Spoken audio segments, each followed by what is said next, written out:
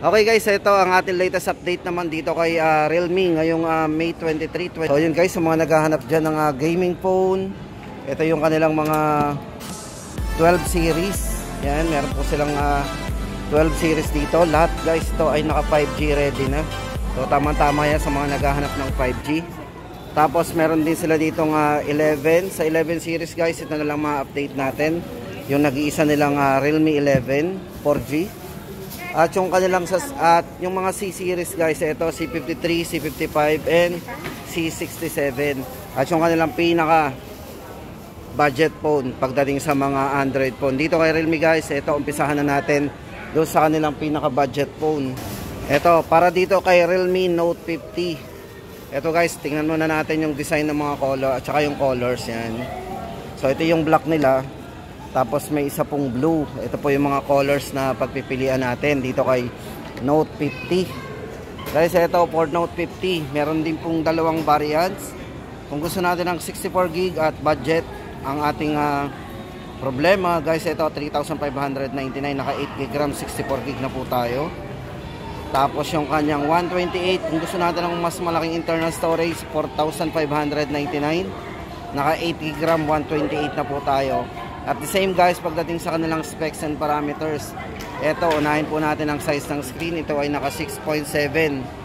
Yan, dami lang po yung hawak natin naka 6.7 high definition plus display po yan.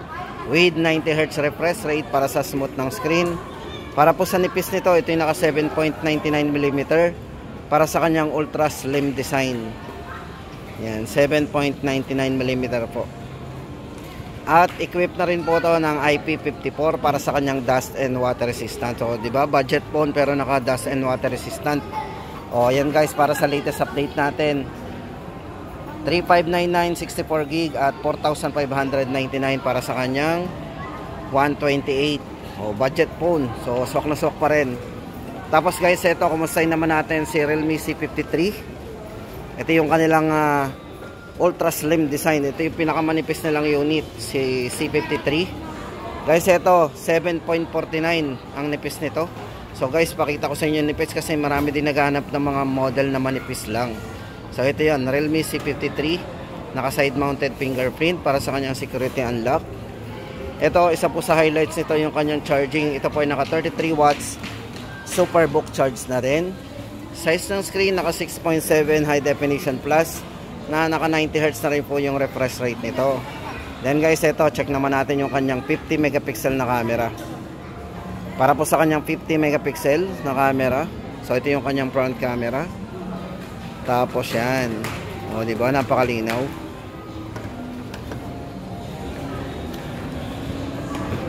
Ito guys, para sa dalawang variants po nito. Ito, yung isa po nito ay 12GB RAM maximum. Tapos price nito 7,999. Then yung isa po ay 7,499 yung kanyang 128GB. Then yung isa po naka maximum na 16GB RAM, 7,256, 7,999. So yan guys, 7.49mm. Yan, ulitin po natin, 6.7 high definition. Napaka smooth na rin yan. At syempre fast charger. Then isang color po nito guys is black. Yan po yung update natin for Realme C53. Then guys, next natin papakita sa inyo si Realme C55. Para sa latest price update po natin kay Realme C55. Bali ang naka-display na lang po nila dito yung kanilang 9,999. Ayan guys, bali yung kanyang 256GB, naka 16GB extended RAM po yan. Ngayon guys ay 8,999. So guys, ito ay naka-markdown ulit. So bali dalawang beses na po itong nag-markdown. So ayan, samantalahin po natin 8,999 na lang po yan. Padalawang beses na po yan na naka-markdown. Tapos guys, ito para sa design, naka side mounted na rin. Tapos guys, ito yung kanyang mga specs and parameters. Sa camera guys, meron tong 64 megapixel AI camera. So napakalinaw na rin ang camera nito. At meron tong smooth video pagdating sa resolution yan. Napaka-smooth din ang video nito. Naka 60 frames per second na rin po yan. Yan, para sa size ng screen, naka 6.7 po yan. Full high definition display. So medyo mataas po yung kanyang resolution pagdating sa display niya. Then naka punch hole screen para may experience natin dito yung full screen, full view display, full viewing experience. Yan, naka 6.7 yan. Then 5,000 mAh battery, pang all day battery natin. At syempre, naka 33 watts fast charging na din yan. At syempre kung chipset naman ang pag-uusapan nito, yung naka MediaTek Helio G88 na rin. So gaming chipset na din. Oh guys, next naman natin papakita sa inyo. Ito guys, sa mga nagtatanong nga pala ng Snapdragon na processor, ito yung kanilang Realme C67. Ito, unahin na natin chipset. Naka Qualcomm Snapdragon 685 chipset ang ginamit. At ang maganda dito guys, may dalawang variants din to. Yan. Para po sa kanyang 16GB RAM 128, dati po siyang 9,999. Ang good news, less 1,000, 8,999 na lang po yan ngayon. Then yung isa pong variant niya, 16GB 256, ay 10,999 po ang latest price update natin. At ito guys, meron tong 108 megapixel na camera.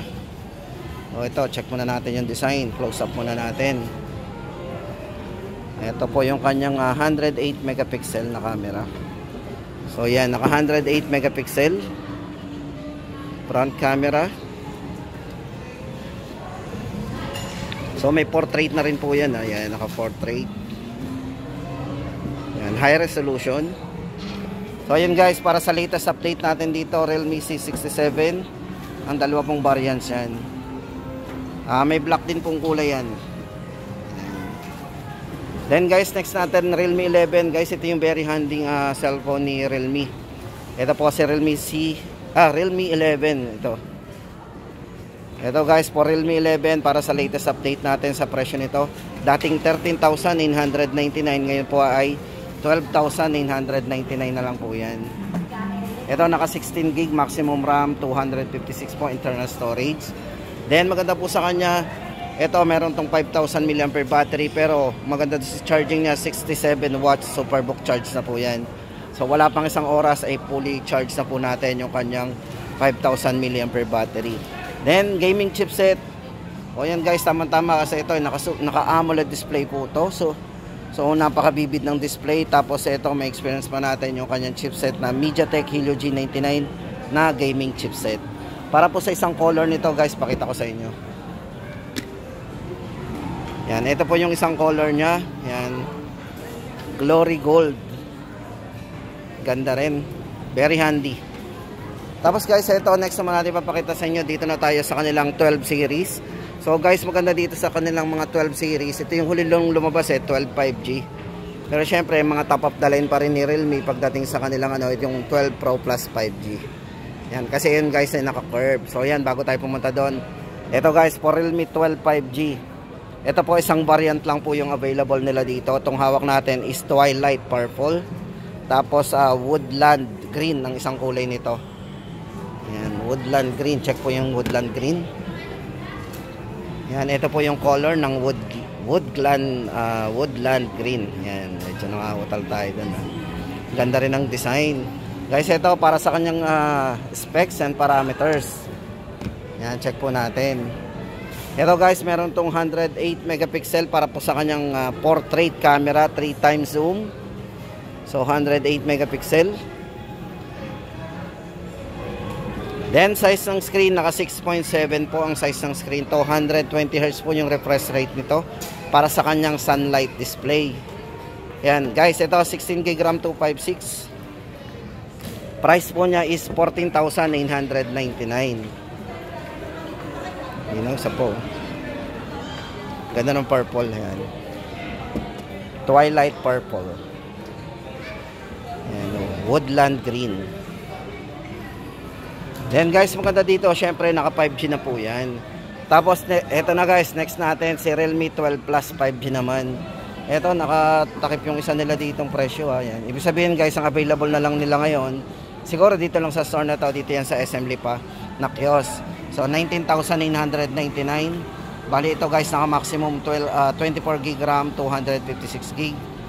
Then guys, ito para sa chipset, may mataas tong chipset, naka MediaTek Dimensity 7050 para sa kanyang gaming chipset. Camera guys, ito maganda dito, malinaw ang camera nito kasi ginamitan siya ng 50 megapixel Sony LYT600 OIS portrait camera. So meron siyang optical image stabilization pagdating sa video at syempre sa camera. 120Hz po yung refresh rate ng screen to, AMOLED display, napakabibid ng display po nito, naka full high definition ha. O diba, check natin ha. At equip na rin po ito ng IP54 para sa kanyang dust and water resistant. Lakas nito ha. Guys, maganda dito sa camera ha, naka Sony. Super liwanag oh, check nyo. So kung mahilig ka sa camera na pang edit na mura lang, so ito yung may re-recommend natin sa inyo. Itong si Realme 12 Plus 5G kasi naka Sony camera yung ginamit sa kanya. At syempre meron siyang optical image stabilization guys. Syempre yan ay nag-a-adjust ng ng lens kapag gumagalaw yung kamay natin. So yan po yung maganda sa mga OIS. Then guys, lipat tayo doon sa kanilang pinaka top of the line. So yan po yung price niya. Yung kanilang Realme 12 Pro Plus 5G. Ito guys, naka vegan leather din. So hindi pala natin nabanggit yung leather nito sa likod guys. Yung isa flat, naka vegan leather din po yan. So same po dito sa kanilang Realme 12 Pro Plus 5G. Napakaganda rin po ng likod nito. Bali, ang ginamit pong leather dito is vegan leather. Yung ginagamit daw po ito sa mga Gucci bag. Then yung design po ng likod ng camera nito is inspired by luxury watches. So yun, siyempre napaka-class po ng dating nito sa design pa lang. Then yung kanyang portrait camera guys, isa po sa pinagmamalaki nito, yung kanyang camera. So kung more on camera tayo, tama-tama sa inyo to kasi ito ay merong 64 megapixel periscope portrait camera. O, di ba? Naka 64 MP yung kanyang portrait camera. Then maganda din po dito, meron siyang 0.6, so meron siyang ultra wide angle na camera din. At para po sa chipset, ito ay naka Qualcomm Snapdragon 7S Generation 2 na rin. Guys, yan para sa latest update po natin dito kay Realme 12 Pro Plus 5G. Ito po yung pinaka mataas na cellphone ni Realme ngayon. 25,999 po para sa kanyang price update. Pero maganda dito guys, naka maximum 24GB RAM tapos 512GB na po ang kanyang internal storage. O yan guys, sa mga naghahanap dyan ng magandang cellphone, tama-tama ito sa mga pang vlog na rin. Kasi may malinaw po itong camera. At syempre gumagamit, meron na rin itong dual view video, slow motion.